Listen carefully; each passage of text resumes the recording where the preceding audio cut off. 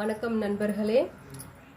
Last வீடியோவில் நம்ம என்ன பார்த்தோம்னா 11th ஸ்டாண்டர்ட் பொருளியல் நுண்ணியல் பொருளியல் ஓர் அறிமுகத்தை பார்த்தோம். இப்போ இந்த வீடியோவில் என்ன பார்க்க போனால் பொருளியலின் பொருளை என்ன பார்க்க போகிறோம். அதுக்கப்புறம் அதை தொடர்ந்து பொருளியலின் அதன் தன்மைகள் அதையும் நாம் இந்த வீடியோவில் பார்க்கலாம். பொருளியல் என்ற சொல் ஆய்க்னோமிக்ஸ் என்னும் பழமையான கிரேக்க சொல்லிலிருந்து வந்தது. இந்த பொருளியல் என்ற சொல் என்னவா ஆய்க்னோமிக்ஸ் என்னும் பழமையான கிரேக்க சொல்லிலிருந்து வந்தது. ஆய்கோஸ் என்றால் இல்லங்கள் என்று பொருள்படும். ஆய்கோஸ் என்றால் இல்லங்கள் மற்றும் நேமின் என்றால் நிர்வாகம், வழக்கம் அல்லது விதி என்று பொருள்படும். ஆய்கோஸ் என்றால் இல்லங்கள், நேமின் என்றால் நிர்வாகம்.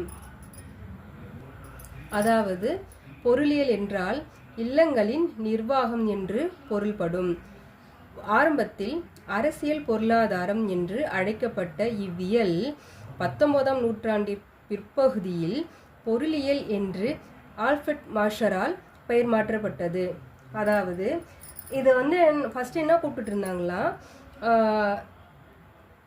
அரசியல் பொருளாதாரம் அப்படின்னு சொல்லிட்டு இருக்காங்க. அதுக்கப்புறம் தான் மார்ஷல் என்ன பண்ணிருக்காரு, 19ஆம் நூற்றாண்டுக்கு பிறகு இதுக்கு என்ன சொல்லி பேர் விட்டுருக்காருங்களா, பொருளியல் என பெயர் மாற்றப்பட்டது. இப்போ இதில் ஒன் வேர்டும் வரும். இந்த பொருளியல் என்ற சொல் டேஷ் என்னும் பழமையான கிரேக்க சொல்லிலிருந்து வந்தது அப்படின்னு கேட்கும்போது இது ஒரு 1 மார்க் கொஷினாக ஆகுதுங்க. அதுக்கப்புறம் இது என்ன அர்த்தங்கள் அப்படின்னு கேட்பாங்க.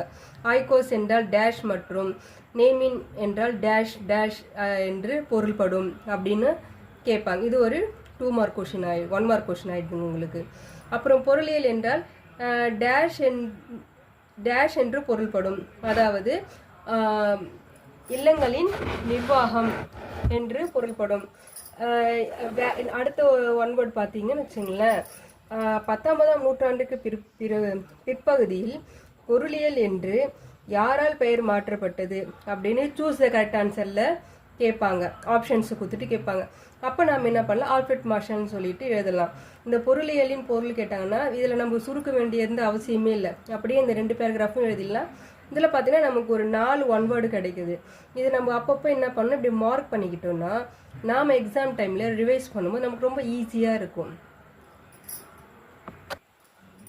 அடுத்த ஹெட்டிங் பார்த்தீங்கன்னா பொருளியல் அதன் தன்மைகள். பொருளியல் அதன் தன்மைகள். பொருளியல் இயல்பினை குறிப்பிட்ட சில பொருளியல் அறிஞர்கள் பல்வேறு வரையறைகளை படிப்பதன் மூலம் புரிந்து கொள்ளலாம். அதாவது இந்த பொருளியல் இயல்பை எப்படி சில பல்வேறு வரையறைகளை படிப்பதன் மூலம் நாம் என்ன பண்ணலாம், புரிஞ்சுக்கலாம் அப்படின்னு சொல்றாங்க. பொருளியலின் இயல்பு என்பது அதன் பொருளடக்கத்தையும் ஏன் எப்படி அவை பாடப்பொருட்களில் இடம்பெற்றுள்ளன என்பதையும் குறிப்பிடுகிறது.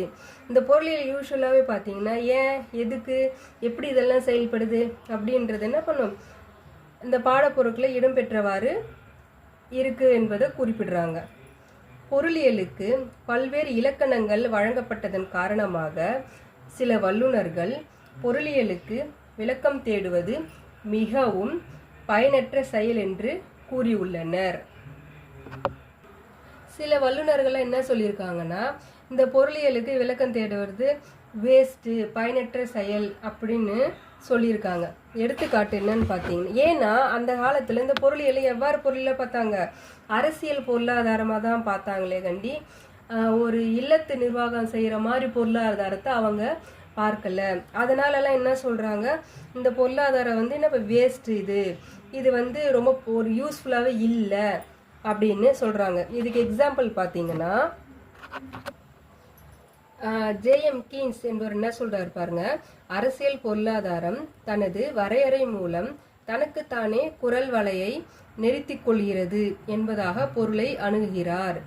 அதாவது இந்த அரசியல் பொருளாதாரம் எப்படி அந்த வரையறைகள் தனக்குத்தானே பனிஷ்மெண்ட் கொடுத்துக்கிற மாதிரி இருக்குது அப்படின்னு சொல்கிறாரு. இதால் யாருக்குமே யூஸ் இல்லை, நிறையா ஏமாற்றங்களை தான் தருது அப்படின்னு அவர் சொல்கிறாரு. இது ஒரு பயனற்றதாக இருக்குது அப்படின்னு இந்த ஜேஎம் கீன்ஸ் என்பவர் சொல்கிறார். ஒரு இயலின் வரையறையானது கற்பதற்கு ஆர்வத்தை தூண்டுவதாகவோ வியக்கத்தக்கதாகவோ மகிழ்ச்சி அளிக்கக்கூடியதாகவோ அல்லது பயனுள்ளதாகவோ இருத்தல் வேண்டும். ஒரு இயல், அதாவது ஒரு பொருளியல் வந்து எப்படி இருக்கணும்னா அதனுடைய வரையறைகள் வந்து ஈஸியாக ஆர்வமாக இருக்கணும், படிக்கிறதுக்கு ரொம்ப வியப்பாக இருக்கணும், அது ரொம்ப மகிழ்ச்சியாக இருக்கதும் யூஸ்ஃபுல்லாக இருக்கிறதாக இருக்கணும் அப்படின்னு சொல்கிறாங்க. உண்மையில் வரையறைகளே இத்தகைய சமூக அறிவியல் வளர்ச்சிக்கு உறுதுணையாக இருந்துள்ளன. இத்தகைய சமூக அறிவியலின் வளர்ச்சிக்கு உறுதுணையாக உள்ளன. புதிய வரையறைகளை உருவாக்கி கொள்ள இத்தகைய அறிவியலோடு தொடர்புடைய அறிஞர்களுக்கு சுதந்திரம் உள்ளது.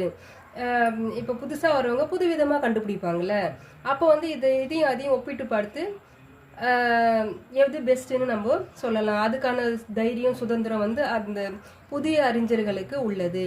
வரையறைகளை நிரப்ப கூறுவதற்கான வாய்ப்புகள் பொருளியலுக்கு அதிகமாக இருப்பதால் தான் உற்சாகம் தரும் ஏராளமான வரையறைகள் வருகின்றன.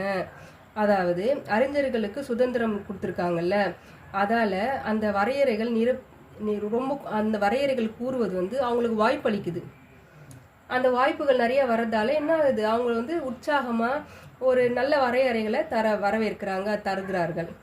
ஓகே, ஒவ்வொரு வரையறையும் பொதுமைப்படுத்தப்பட்ட தனித்துவம் வாய்ந்தவை. ஒவ்வொரு வரையை எப்படி பொதுமைப்படுத்தப்பட்டனா பொதுத்தன்மையாக இருக்கும், அது தனித்துவம் வாய்ந்ததாக இருக்கும்னு சொல்கிறாங்க.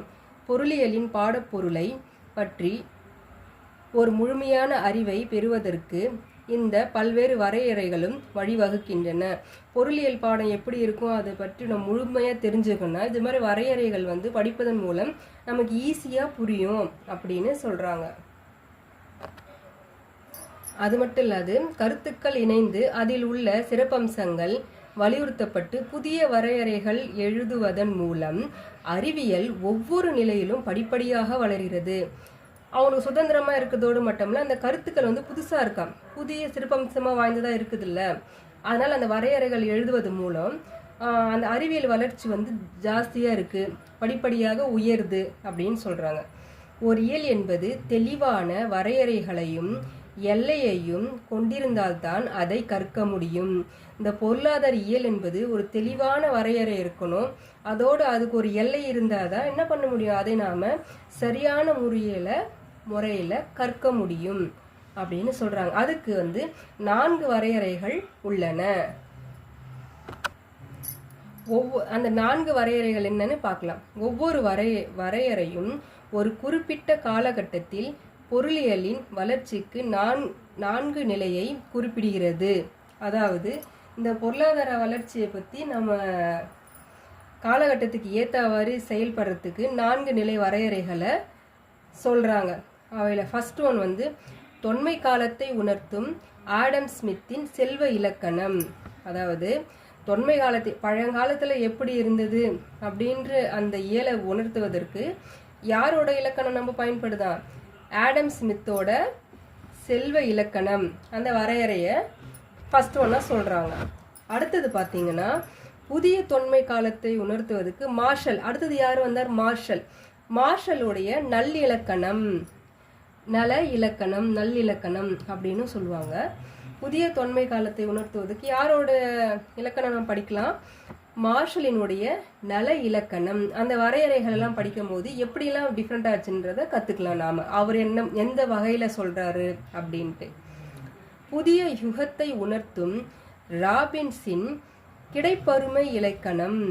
அதாவது இதுக்கும் பெஸ்ட்டாக எப்படி இருக்கும், அதில் அந்த பொருளில் என்ன புதுசாக நம்ம ஈடுபடுத்தி இருக்கிறாங்க தொன்மை காலத்தில், அதுக்கப்புறம் புதுமை தொன்மை காலத்தில், அதுக்கப்புறம் புதிய யுகத்தில் வரும்போது என்ன ஒரு புதுசாக அந்த காலத்தில் அந்த இயலில் வந்து கொடுத்துருக்காங்க அப்படின்ற ஒரு வரையறையை வந்து யார் சொல்கிறாருன்னா ராபின்ஸின் கிடைப்பருமை இலக்கணம். அந்த வரையறை படிப்பது மூலம் நாம் அந்த இயலை இன்னும் அறிவுபூர்வமாக தெரிஞ்சுக்க முடியுது. லாஸ்ட் ஒன் பார்த்தீங்கன்னா நவீன யுகத்தை உணர்த்தும் சாமுவேல்சனின் வளர்ச்சி இலக்கணம்.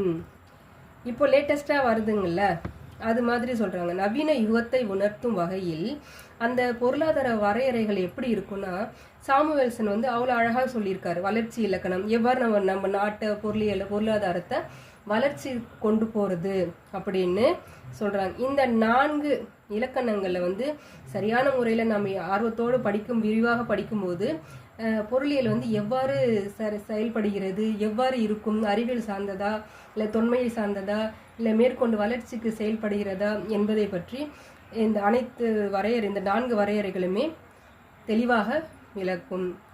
ஓகே நண்பர்களே, அடுத்த வீடியோவில் நாம் இதை பற்றி தனித்தனியாக பார்க்கலாம். நன்றி நண்பர்களே.